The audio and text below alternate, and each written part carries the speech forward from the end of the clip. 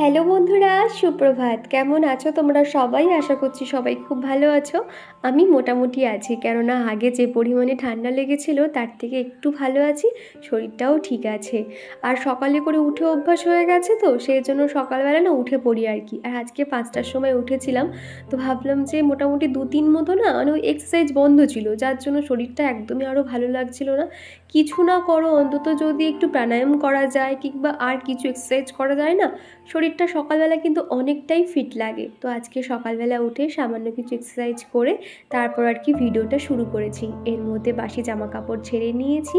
আর সকালবেলা উঠে যে কাজকর্মগুলো থাকে আর কি, বাসি কাজকর্ম, উঠোন ফুটুন ঝাঁট দেওয়া, দরজা জানালা খোলা, ঝাড়ু টাড়ু দেওয়া, এই সমস্ত আর কি সেগুলোই এখন সেরে নেব।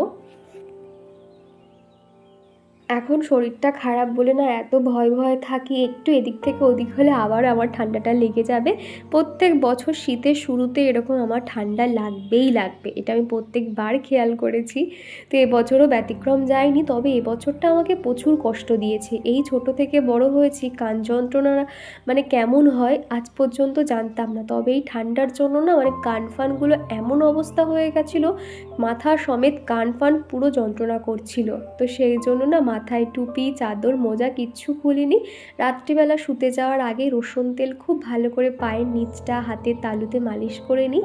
আর রাতে না মানে শুয়েছিলাম, তো একটা মোজা কোথায় আর কি খুলে গেছিলো, খেয়াল করিনি। তো সকালে আর কি যে খোঁজাখুঁজি করবো তারও সময় ছিল না, তাড়াহুড়ো করে উঠে পড়েছি। উঠে দেখলাম আজকে গাছে মোটামুটি বেশ ভালোই ফুল ছিল আর কি, অনেক ফুল ফুটেছিল। তো আমি একটুখানি এদিক ওদিক হেঁটে নিয়েছি, তারপর আর কি উঠোনটা ঝাঁট দিয়ে নিয়ে একটু জল ফল ছড়া দিয়েছিলাম। তো ভাবলাম তার আগে একটু ফুলগুলো তুলে নিই। আমাদের এই আশপাশটাতে কিন্তু গায়ে গায়ে বেশ কয়েকটা বাড়ি আছে, তবে এখানকার মানুষরা কিন্তু কেউ কারোর সঙ্গে অতটা মেশে না। ওই দেখা হলে টুকটাক মুখে কথা বলে, এই আর কি। বিশেষ করে আমার সঙ্গে তো কারোরই এখানে কারোর আলাপ পরিচয় নেই, আসলে আমি সবসময় ঘরে থাকি। তো তবে আশপাশের দু একজনকে আর কি চেনে জানে কথা বলে আর কি। এইরকম ছাদে উঠলো হয়তো জানালা থেকে আরেক বাড়ি জানালার কেউ একজন কথা বলছে, এরকম হয়। তাছাড়া কিন্তু কেউ কারোর সঙ্গে অতটাও কথা বলে না এখানে। সকালবেলার এই রোদটা কিন্তু গায়ে লাগানো খুব ভালো আর বেশ আরামদায়ক কিন্তু। তো সেই জন্য খানিকক্ষণ দাঁড়িয়েছিলাম, তারপরে কিন্তু সোজা চলে এসেছি ঘরে। আর তারপরে এই যে ফুলগুলোকে তুলে নিচ্ছি। আর অনিন্দিতা দিদিভাই বলেছ, গুড মর্নিং চিকু বাবা। দীপা তুমি অবশ্যই নুন জলের স্টিংটা নাও, অন্তত 4বার সকালে উঠে, দুপুরে, বিকেলে, রাতে, দেখবে রিলিফ পাবে। মুখটা নিচু করে মুখের সামনে একটু ধীরে ধীরে ফু দেবে, তাহলে দেখবে গলায় যে ব্যথা ভাবটা বা যে ঠান্ডা লেগেছে সেটা সেরে যাবে। প্রথমে জানাই দিদিভাই তোমাকে অসংখ্য ধন্যবাদ, তুমি যে এত সুন্দর গাইড করেছো। আর সত্যি কথা বলতে আমি মোটামুটি রাতে শুতে যাওয়ার আগে আর দুপুরবেলা করে ভাপ নিতাম। ওই যে গরম ভাপটা নিলে না মাথাটা একদম হালকা হালকা লাগতো, তবে সেটা সাময়িকের জন্য। খানিক বাদে কিন্তু আবার মাথাটা ভার ভার হয়ে যেত। তো ডক্টর বলেছে এখন দিনে 2 থেকে 3বার এইভাবে ভাপ নিতেই হবে। তো সেরকমই আর কি নিচ্ছি, দেখা যাক কবে একদম পুরোপুরি সুস্থ হই। গাছে যতই ফুল ফুটুক না কেন, আমার কিন্তু যতটুকু প্রয়োজন বা যতটুকু নিলে ঠিক হয় ততটুকুই নিই। যে গাছে অনেক ফুল আছে বলে আমি অনেকটা ফুল নিই না। তবে আজকে কিন্তু অনেক পরিমাণে ফুল ছিল, দেখলে তো আমি ওই কটা মাত্র ফুল নিয়েছিলাম। তারপর বেলার দিকে ওনারাও আর ফুল তুলতে নামেনি, গাছেই ফুলগুলো থেকে গেছে। আমার না সিংহাসন ভর্তি ফুল দিয়ে পুজো করতে কি ভালো লাগে, তবে ওই যে যতটুকু আমার নেওয়া প্রয়োজন ততটুকুই নিয়ে আজকে ঠাকুর পুজোটা সেরেছিলাম আর কি। আর তারপরেই কিন্তু ব্রাশ করে নিয়েছি। আর সকালে উঠেই না আমি যখন বাসি কাজকর্মগুলো করি, চিকুর পাপা যদি আমার সঙ্গে সঙ্গেই ওঠে তাহলে ওকে বলি তুমি চাটা বসাও, আর এদিকে আমি আমার কাজকর্মগুলো করতে থাকি। আর পাপোশগুলো না রোদে আর কি ওই যে পাঁচিলের উপরে দিয়ে এসেছি, তারপরে ও আমার জন্য লিকার চা বানিয়ে দিয়েছে। ও তো এরকম লিকার চা খায় না, ও সবসময় দুধ চা খায়, তবে আমি চা একদমই খাই না বললেই চলে। তো সেই জন্য আর কি লিকার চা আমার জন্য বানিয়ে দিয়েছে। আর এই ঠান্ডার সময় না চাটা খেতে কিন্তু বেশ ভাল লাগছিল। তবে না অনেকেই দেখেছি প্রচুর পরিমাণে চা খায়, সকাল বিকেল চা ছাড়া তাদের চলে না। আমিও না মাঝে মধ্যে ভাবি আমার যদি এরকম চা খাওয়ার নেশা হতো তাহলে বেশ ভালো হতো। কখন এই কথাটা মনে হয় জানো তো, যখন চিকুর পাপার সঙ্গে কোথাও একটা বাইরে ঘাটে বার হই, যখন ও চা খায় তখন আমি চুপচাপ বসে থাকি, আমি তো চা খাই না। আমাকে বলে যে চা খেয়ে দেখো ভালো লাগে, কিন্তু ওই যে ভালোই লাগে না খেতে, কি খাবো জোর করে বলো। ভাবি জলের মতন ওই জিনিসটা লোকে কি এত খায়। এখন আমি যে চা খাচ্ছি সেটা আর কি ঠেলায় পড়ে আর কি বলতে পারো। তারপর আগের দিন রাত্রিবেলা কয়েকটা সলিড পিস চিকেন ছিল, সেগুলোকে ম্যারিনেট করে রেখেছিলাম, তারপরে আর কি লাল লাল করে ভেজে নিয়েছি। আজকের লাঞ্চ বক্সে এরকম চিকেন পকোড়া আর একটু সস দিয়েছিলাম, এটাই ছিল টিফিন। আর তারপরেই দেখো আমি ঘর বারান্দার সমস্তটাই মুছে নিয়েছি, আর এদিকে ঠাকুর বাসনও মেজে দিয়েছি আর কি। আর এই দিকের যে দাগটা দেখতে পাচ্ছ কিছুতেই আর কি তুলতে পারলাম না, ওখানে যে কাপ ধুনোটা ব্যবহার করি না, ওই ধুনোটা ওখানে রাখি, তো সেই জন্য কালো একটা স্পট পড়ে যায় আর কি। তো সকালে টিফিনটা বানানো হয়ে গেছে, মানে অনেকটাই নিশ্চিন্ত। ঘর বারান্দা মুছে দিয়েছি, এবার চিকুর পাপা যাওয়ার আগেই আর কি ঠাকুর পুজোটা করে যেতে পারবে। আর তারপরে এখন এই যে আমি বিছানাটা পরিষ্কার করে নিচ্ছি। চিকু যেহেতু অনেকক্ষণ পর্যন্ত ঘুমিয়ে থাকে, সেই জন্য আমি না বিছানাটা তুলতে পারি না। ওই বেলার দিকে আর কি আমার সমস্ত কাজকর্ম সারা হয়ে গেলেই তারপর আর কি বিছানাটা পরিষ্কার করি। রাখি খান আমাকে একটা লম্বা কমেন্ট করেছো, তো সেখানে বলেছে যে চিকু যখন স্কুলে ভর্তি হয়ে যাবে তখন আমার মনটা ভীষণ খারাপ লাগবে, তখন আমার একা একা ফিল হবে, যেমনটা তোমার হতো আর কি। আমি এখনও পর্যন্ত এটা জানি না কেমন হবে চিকু যখন স্কুলে ভর্তি হবে, তবে এটুকু বুঝতে পারছি তখন আমার ব্যস্ততা আরও বেড়ে যাবে। এখন যে আমি 100% দিয়ে ঘরের পিছনে সময় দিতে পারছি, তখন হয়তো অতটাও সময় দিতে পারবো না, বা রোজ হয়তো ভিডিও দিতে পারবো না। সপ্তাহে হয়তো 2 থেকে 3টে হয়তো লং ভিডিও দেবো, আর বাদবাকি হয়তো শর্ট দিলেও দিতে পারি। এরকমভাবেই হয়তো দুটো দিক আমাকে ম্যানেজ করে চলতে হবে, কেননা বাচ্চা স্কুলে ভর্তি হওয়া মানে সবসময় ভাবতে হবে যে মাকে স্কুলে ভর্তি হওয়া, এখানে কিন্তু বাবা নয়। তার কারণ বাচ্চাকে বেশিরভাগ দেখাশুনো করে কিন্তু তার মায়েরা, তাই না? তো সেই রকমই আর কি। তো জানি না আমি কত দূর কীভাবে কি ম্যানেজ করতে পারবো, সমস্তটা সময়ের উপর অপেক্ষা করছে। তবে চিকু যে স্কুলে ভর্তি হবে এই কথাটা ভাবলে আমার যে কেমন একটা লাগে, মনে হয় সেই ছোট্ট চিকু আস্তে আস্তে এত বড় হয়ে গেছে, যখন স্কুল ড্রেস পরবে কেমন যে ওকে দেখতে লাগবে, সমস্তটাই ভাবলে না চোখের দিয়ে একটা জল চলে আসে, আনন্দে বলে না চোখের জল, সেরকমই আর কি লাগে। এই জিনিসটা যারা প্রথমবার বাচ্চাকে স্কুলে ভর্তি করবে বা ভর্তি করার যে প্ল্যানিং করে, তখন কিন্তু তারা এই জিনিসটা খুব ভালোভাবে বুঝতে পারবে। এদিকে আজকে সকালবেলা না বালিশগুলোকে আর রোদে দিলাম না, কেননা এরপরে কখন ঘরে আসার সময় পাবো ঠিক ঠিকানা নেই। সেই জন্য ভাবলাম একেবারে বিছানাটা কমপ্লিট করে গুছিয়ে তারপরে কিন্তু আমি অন্য কাজে হাত দেবো, কেননা চিকু আবার ওকে একটু পরে পড়তে বসাতে হবে, সেই জন্য আর কি এই কাজগুলোকে সেরে নিচ্ছি। সকালে না কোনটার পর কোন কাজটা করব আমি আগে ভাগে একটু সেরে রেখে দিই, আর যখন আমার শরীরটা একটু ফিট থাকে না, এক প্রকার ছুটে ছুটে আমি সমস্ত কাজকর্মগুলো করি বলতে পারো। এখন আমি গান শুনছি আর কাজগুলো করছি, তাহলে না অনেকটা এনার্জি পাই। সারাদিন একা থাকি তো, কারোর সঙ্গে তো কোনো কথা হয় না। যে মানুষটা আগে এত বকবক করতো, এমনিতেও আমি কথা বলতে ভীষণ ভালোবাসি, তার উপরে আমি রিসেপশনে জব করতাম, সারা দিনে কত যে ফোন কল করতে হতো, মানে তার কোনো ঠিক ঠিকানা নেই। তো যার জন্য আর কি এত কথা বলা মেয়েটা এখন একদম চুপ হয়ে গেছি। তো মাঝে মধ্যে চিকু যখন প্রচণ্ড বকবক করে, সেই জিনিসটা যেন আমি আর নিতে পারি না, আমার যেন মাথা যন্ত্রণা ধরে যায়। তো এই জিনিসগুলো ভাবলে একটু মাঝে মধ্যে অবাক লাগে। আর সুপ্রিয়া দিদিভাই বলেছো, বনু অনেক দিন পর তোমার ভিডিও দেখলাম, অনেক কাজকর্ম করলে, মাঝে মধ্যে তোমার হাজব্যান্ডকেও দেখাবে।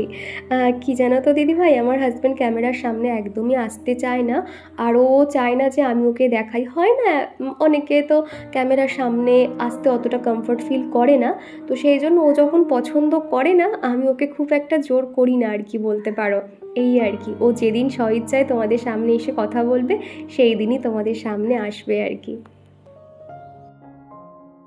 আর আগের ভিডিওতে অনুশ্রী পাত্র বলেছো, খুব ভালো লাগলো চিকু সোনা, খুব ভালো করে কথা বলে, লাভ ইউ। তো থ্যাংক ইউ গো অনুশ্রী। চিকু কিন্তু আগে এত কথা বলতে পারতো না, তবে এখন করে এত কথা শিখেছে না, সারাক্ষণ জিজ্ঞাসা করে মা এটা কি ওটা কি। আমার মাঝে মধ্যে এত মাথা ব্যথা করে, একটু মানে হাঁকা বকাও করতে হয়। সারাদিন সংসারে এত কাজের চাপ থাকে, তার উপরে ছোটো বাচ্চাকে সামলানো মানে তোমরা তো জানোই, A to Z তাকে তার মুখের সামনে এনে দেওয়া, খাবার থেকে শুরু করে জল সমস্ত কিছু, তোমরা তো জানো যারা একটা ছোট বাচ্চাকে সামলাও।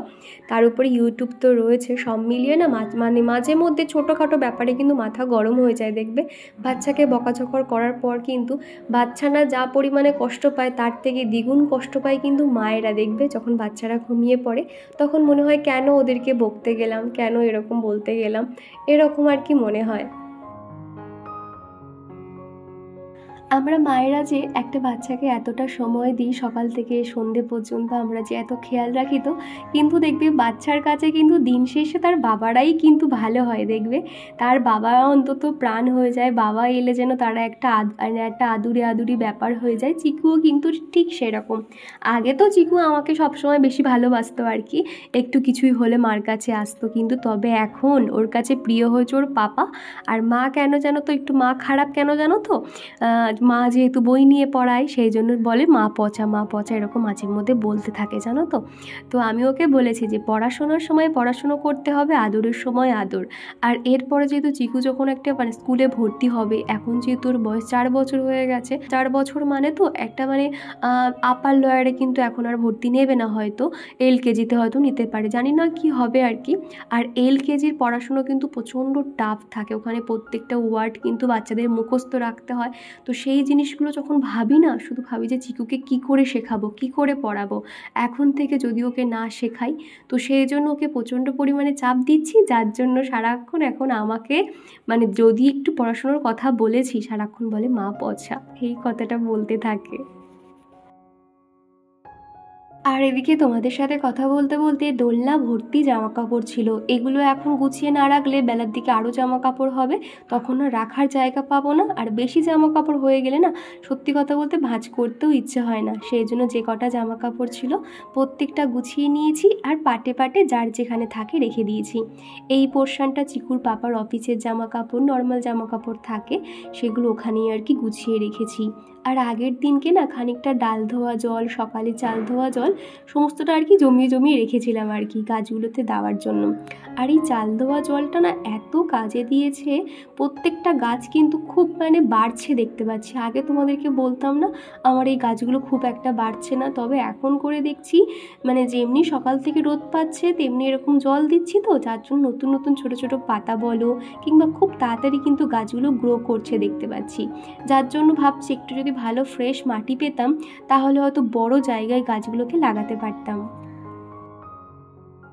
আগের দিনে দেখেছিলে আমি কিছু DIY করেছিলাম আর কি, সেগুলো যদিও কমপ্লিট দেখাতে পারিনি, তবে পরের ভিডিওতে তোমরা দেখতে পারবে যে ওগুলো আমার সম্পূর্ণ কমপ্লিট হয়ে গেছে। আর কত যে কিউট দেখতে লাগছে কি বলবো তোমাদেরকে। তবে যদিও ওগুলোতে এখনও গাছ ফাছ কিছু সেট করিনি, নর্মালি কালার করে রেখেছি একটু।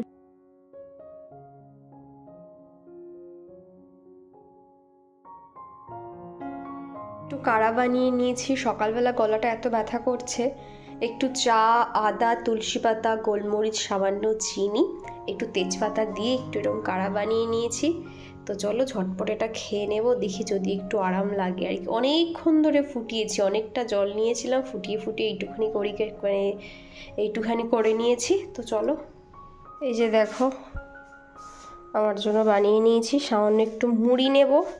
সকালবেলা এখন আমার টিফিন এটাই, অন্য কিছু খেলে গা গুলাচ্ছে, কিচ্ছু খেতে পাচ্ছি না, তো সামান্য একটু মুড়ি নিয়ে নেব।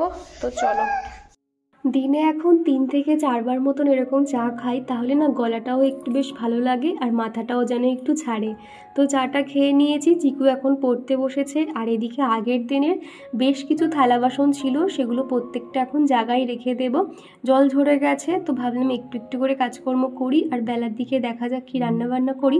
এখনও ঠিকঠাক হয়নি আর কি, রাতে যেহেতু প্রতিদিন রুটি বানাতে হচ্ছে, তো মানে আর যেন ভালো লাগছে না, তো সেই জন্য ভেবেছি আজকে যাই বানাবো দুবেলার মতন বানিয়ে নেব, সেরকম প্রয়োজন পড়লে রাতে নয় ভাতটা বানিয়ে নেব, তাহলে গরম গরম ভাতটাও ভালো লাগবে। তরকারি তাও ওদেরকে ফুটিয়ে খাওয়া যায়, কিন্তু ভাত ঠান্ডা হয়ে গেলে সেই মানে তরকারির সঙ্গে যেন ভাতটা ঠিক ভালো লাগে না। আর এরই সঙ্গে চলো আমার প্রিয় দিদিভাই ও বোনেদের নাম নেওয়া যাক। প্রথমেই কমেন্ট করেছে পায়েল দিদিভাই, রাখি খান আইডি থেকে বনু, অনিন্দিতা দিদিভাই কমেন্ট করেছে, সুপ্রিয়া দিদিভাই, সোমা দাস আইডি থেকে দিদিভাই, আর কমেন্ট করেছে অনুশ্রী পাত্র, শম্পা মাইতি আইডি থেকে দিদিভাই, ডালিয়া জি ভ্লগ, আমিনা বেগম, আর কমেন্ট করেছে সুচিত্রা বিশ্বাস, মৌসুমী ভ্লগ আইডি থেকে দিদিভাই, রাজিয়া খান দিদিভাই, আর কমেন্ট করেছে মিস ক্রিয়েটিভ আইডি থেকে এক বনু। তো তোমাদের সকলকে জানাই অসংখ্য ধন্যবাদ আমাকে প্রতিদিন এত সুন্দর সুন্দর কমেন্ট করার জন্য। তোমরা এইভাবে পাশে থেকেও আমাকে মোটিভেট করতে থেকো আগামী দিনগুলোতে, তোমাদের প্রত্যেকটা কমেন্ট কিন্তু আমাকে এগোতে অনেকটাই সাহায্য করবে। তারপরেই অফ ক্যামেরাতে সমস্ত রান্নাগুলো সেরে নিয়েছিলাম, কেননা শরীরটা একটু খারাপ লাগছিল, তো সেই জন্য ক্যামেরা নিয়ে রান্নাবান্না করতে পারিনি। ঝিঙে আলু পোস্ত করেছি আর মাছের আলু দিয়ে ঝোল করেছি। দুপুরের খাওয়া দাওয়া পরে আবারও তোমাদের সঙ্গে দেখা হচ্ছে সেই বিকেলবেলা। দুপুরে খানিকক্ষণ শুয়েছিলাম, তারপরে উঠে চিকুকে ফ্রেশ করিয়ে দিচ্ছি। সারাদিন যেহেতু খেলাধুলো করে, দুপুরে ওই যে স্নানের পরে ক্রিম টিম মাখাই, তো দুপুরের মধ্যে সে পুরো গায়েব করে দেয়, সারাক্ষণ এদিক ওদিক মুখ ঘষাঘষি করছে। তো সেই জন্য বিকেলেই মুখ হাত পা ধুয়ে এখন এই যে একটুখানি নিভিয়া মাখিয়ে দিয়েছি। তারপরে ওর বায়নায় আমাকে চুল বেঁধে দাও, কেননা আগের দিনকে ওকে একটুখানি সেই মহাদেব করে দিয়েছিলাম, মানে ওর বায়না মহাদেব বানিয়ে দাও, কৃষ্ণ বানিয়ে দাও। মহাদেবের যেরকম সামনের দিকে চুল বাঁধা থাকে, ও সেরকম পারে না, চুল বেঁধে দাও। আর এমনিতেও চুলটা অনেকটা বড় হয়ে গেছে, মুখের কাছে চুল আসে, সেই জন্য চুলটা আর কি একটু বেঁধে দিয়েছিলাম। তবে বেশিক্ষণ রাখিনি, 2-4 মিনিট রেখে কিন্তু খুলেই দিয়েছিল। তো চুলটা দেখো কত বড় হয়ে গেছে, বুঝতে পারছো। তো তারপরে টিপ পাউডারটা দিয়ে দিচ্ছি। আর এরই মধ্যে না চিকু বায়না করছিল চকলেট খাওয়ার জন্য, তো সেই জন্য একটু বকা দিতেই আর কি অঝরে কান্না। চিকুকে একটু কিছু বললেই তার 2 চোখ বেয়ে এত জল পড়ে, দেখলেও মায়া লাগে। চিকু কিন্তু না অনেক শান্ত, অনেক বোঝে গো। ও মানে ছোট হলে কি হবে, এত বোঝার ক্ষমতা না, মানে মাঝে মধ্যে এত অবাক লাগে যে কি করে ও এত বুঝতে পারে। আর ও কিন্তু না অন্য বাচ্চাদের থেকে অনেক বোঝে। সব থেকে বড় কথা হলো 4 দেওয়ালের মধ্যে বন্দি থাকে, তো মাঝে মধ্যে ওরও বোর হয়, ভালো লাগে না, ওকে একটু সময় দিতে হয়। ও কিন্তু বোঝে, যখন ওকে বলি মাম্মামের শরীর খারাপ, তুমি আওয়াজ করো না, চুপচাপ থাকো। বা এখন যেরকম ধরো ভয়েস ওভার করছি, ওকে বলেছি যে তুমি চুপচাপ থাকবে, কোনো আওয়াজ করবে না। ওর কোনো আওয়াজ পাচ্ছ বলো তো, ও কিন্তু আমার পাশে বসেই খেলা করছে। তো চকলেট খাওয়ার জন্য বায়না করছিল, আর চকলেট খাওয়া বাচ্চাদের জন্য কতটা খারাপ তো জানোই। সেই জন্য ওকে বললাম যে তোকে একটা নতুন খাবার বানিয়ে দেবো, ঝাল সুজি, যেটা কিন্তু চিকুকে প্রথমবার খাওয়াবো। আর এই ঝাল সুজিটা খেতেও যেরকম সুন্দর, আর এটা কিন্তু খুব হেলদি বলতে পারো। তো সেই জন্য সমস্ত কিছু জোগাড় করে নিয়েছি হাতের কাছে, তারপরে কিন্তু শুরু করে দিয়েছি। ওই 1/2 কাপ মতন সুজি নিয়েছি, সেটাকে হালকা করে ভেজে নিয়েছি। তারপর একটুখানি কড়াইতে তেল দিয়ে আর কয়েকটা বাদাম দিয়েছি। বাদামটা দিলে বেশ ভালো লাগে, একটা মচমচে ভাব থাকে। তো হালকা করে বাদামটাকে ভেজে নেব, তারপরে বাদবাকি সবজিগুলো দিয়ে দেব। এখানে সবজি হিসেবে না দিয়েছি পেঁয়াজ কুচি, আলু কুচি, ক্যাপসিকাম দিয়েছি। তবে এখানে না আরও অনেক সবজি কিন্তু দেওয়া যায়, যেমন ধরো বিনস থেকে শুরু করে ছোটো ছোটো ফুলকপি করে কেটে দেওয়া, এগুলোও কিন্তু ভালো লাগে। তবে সবজি বলতে ঘরে এখন এইগুলো মতিয়ান ছিল, তো সেই জন্য ছোট্ট 1 ফালি ক্যাপসিকাম ছিল, ওটাই আর কি দিয়ে দিয়েছিলাম। আর সাথে একটা কারি পাতা দিয়ে দিচ্ছি। তবে কারি পাতা সুজিতে এরকম দেয় কি না জানি না, তবে আমার মনে হলো তাই একটু দিয়ে দিয়েছি। ঘরে সবসময় থাকে, আর এমনি তো দেখেছো পাশেই বাগান, এরকম কত বড় একটা কারি পাতা গাছ, সেই জন্য আর কি 2-4টে পাতা বিকেলবেলায় তুলে এনেছিলাম। তারপরে দেখো হালকা নাড়াচাড়া করে নিচ্ছি, সামান্য একটু নুন আর হলুদ দিয়ে দিয়েছিলাম। তারপর একটু সিদ্ধ হয়ে আসতে এখন সুজিটা উপর থেকে দিয়ে দিচ্ছি। খুব ভালোভাবে সুজিটা নাড়া হয়ে গেলে অল্প অল্প করে জল দেব, আর সব শেষে নুন আর চিনি দিলেই কিন্তু একদম রেডি হয়ে যাবে। আর হ্যাঁ, এখানে কিন্তু সামান্য ঘিও দিয়েছিলাম, তবে সেটা তোমাদেরকে আর দেখানো হয়নি। আর আগের ভিডিওতে শম্পা মাইতি কমেন্ট করেছিলে, দিদি খালি দোলনা রাখতে নেই, যখন বসবে ঠিক আছে, আর যখন বসবে না তুলে রাখবে, না হলে নেগেটিভ প্রভাব পড়ে, আমাদের বাড়িতে সবাই বলে। তো এই কথাটা না আমি জানতাম না। আর এমনিতে ওটা কিন্তু খালি দোলনা থাকে না, যখন থাকে জামা কাপড় থাকে। তুমি আমাকে একটু এই কথাটা জানিও যে জামা কাপড় থাকলেও কি প্রবলেম আছে, কেননা এক এক সময় দেখা যায় প্রচুর জামা কাপড় হয়তো হয়ে গেল, আমি ভাঁজ করতে পারলাম না, তখন ওই সারা রাত দোলনার মধ্যেই থাকে। এই জিনিসটা তুমি আমাকে একটু শিওর হয়ে বলে দাও, তাহলে আজকের পর থেকে দোলনা কখনোই ওইভাবে আর খুলে রাখবো না। আর এদিকে কিন্তু ঝাল সুজি একদম রেডি হয়ে গেছে বলতে পারো। আর তারপরে না যখন আমরা খেতে বসেছি, ভাবছি এত মশা কোথা দিয়ে আসছে, খেয়াল করে দেখলাম এদিকে জানালা বন্ধ করতেই ভুলে গেছিলাম আর কি, পর্দা দেওয়া থাকে তো অতটা চোখে পড়েনি। তারপর এদিকে কয়েকটা জামা কাপড় ছিল, সেগুলো চিকুর হাতে দিয়ে দিলাম, দিয়ে এখন জানালাগুলোকে বন্ধ করে দিচ্ছি। আর আজকে সন্ধ্যের পর থেকে কিন্তু বেশ গরম লাগছিল, সেই জন্য হালকা করে পাখাটা দিতেও হয়েছিল, তা না হলে চিকু কিন্তু ঘেমে যাচ্ছিল। ওর গায়ে যদিও সোয়েটার টুপি ছিল, এই আর কি। তো চলো বন্ধুরা, আজকের মতো